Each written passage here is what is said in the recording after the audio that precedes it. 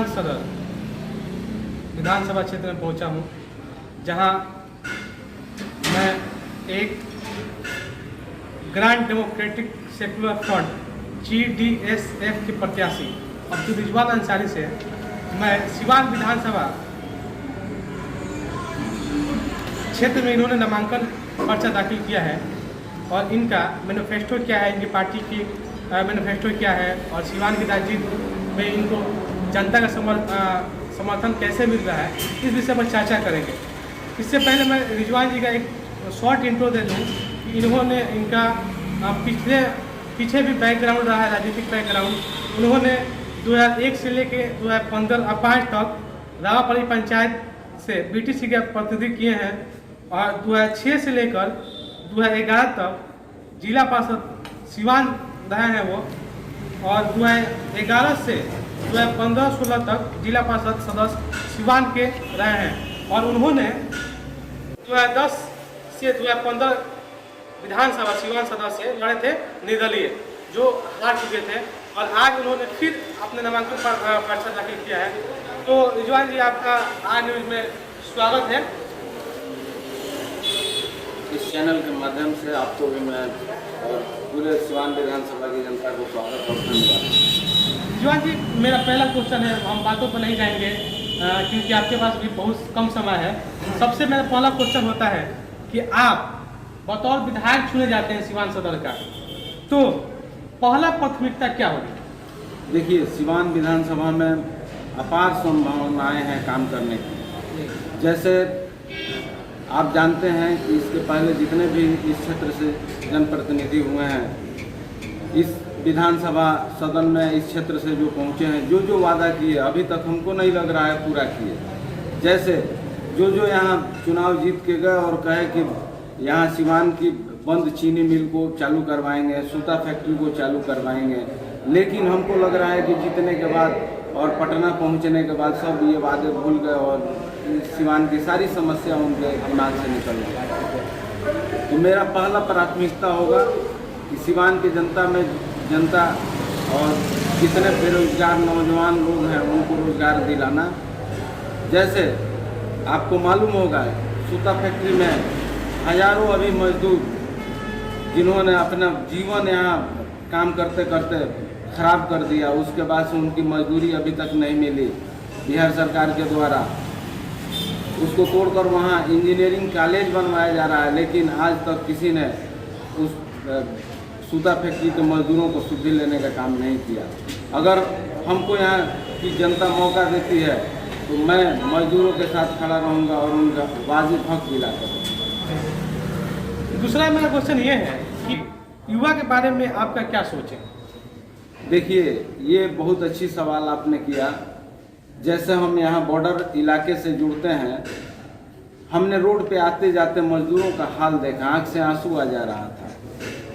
बम्बे, दिल्ली, उत्तर प्रदेश, हरियाणा, चारों तरफ से लोग साइकिल पैदल से आ रहे थे, आँख से आंसू आ जा रहे थे। अपने बच्चों को साइकिल पे बैठाकर इतना दूरी तय करके इस बिहार में आए, इनकी शुद्धि लेने वाला कोई नहीं था। लेकिन हम लोगों ने जितना बन पाया रास्ते में मजदूरों को, जो बन पाया, लोग प्रवासी मजदूर कहते थे, हम लोगों ने मदद किया।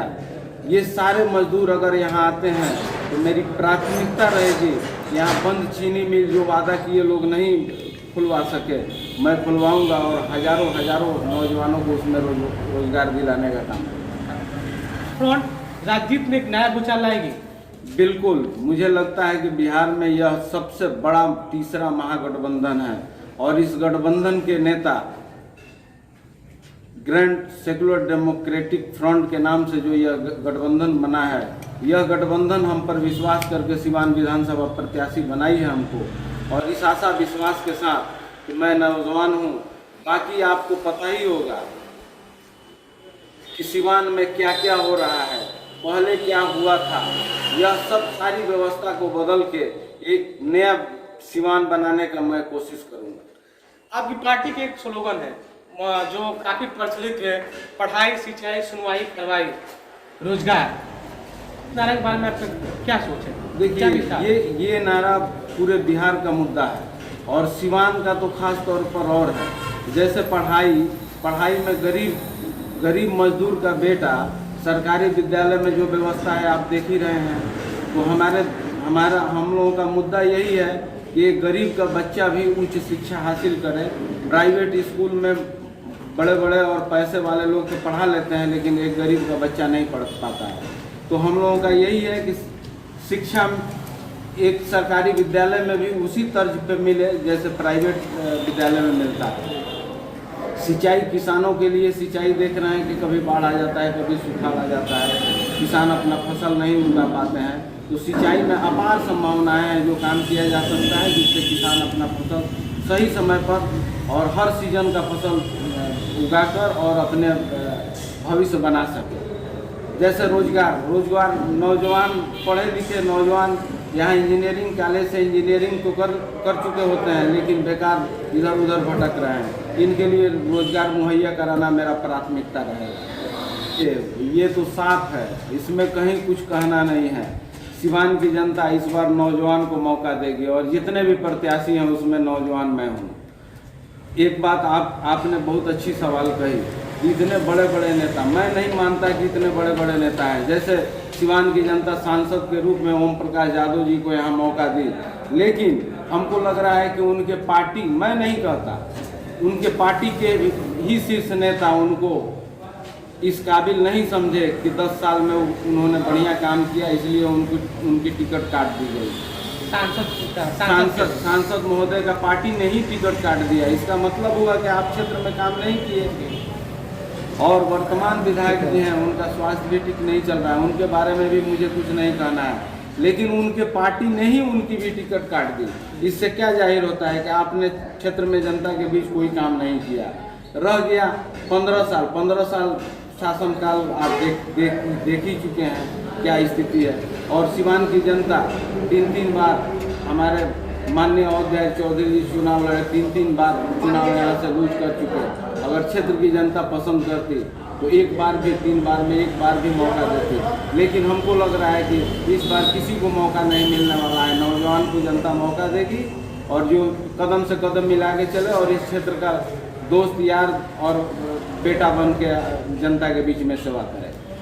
और दूसरा चरण में हम लोग का चुनाव है, 3 नवंबर के इसका वोटिंग होने वाला है। इसको लेकर आप अपने क्षेत्र की जनता से क्या अपील करेंगे? अपील करें, हम अपने क्षेत्र की जनता, सिवान विधानसभा की तमाम जनता से यही अपील करेंगे। अगर मुझे आप अपने क्षेत्र के बेटा के रूप में देखना चाहते हैं तो मैं बेटा के रूप में काम करूंगा। एक व्यवसायी भी हूं, व्यवसायी का दुख दर्द भी समझता हूं। सिवान में जो महाजाम लगता है, आज तक किसी नेता ने इस पर काम नहीं किया, मैं करूंगा। और अपील करूंगा कि इस बार युवा और नौजवान, 10 साल मेरा कार्यकाल अपने क्षेत्र में एक जनप्रतिनिधि के रूप में रहा है, ईमानदारी से अपने क्षेत्र में काम किया हूँ। इस पल पे मुझे आशा और विश्वास है कि इस क्षेत्र की जनता मुझे बिहार विधानसभा में पहुंचाने का काम करेगी। और अपील करेंगे कि इस बार नौजवान को मौका दीजिए और आपके साथ कदम से कदम मिलाकर मैं चलूँगा। सिवान में अमन, चैन, शांति कायम करूँगा।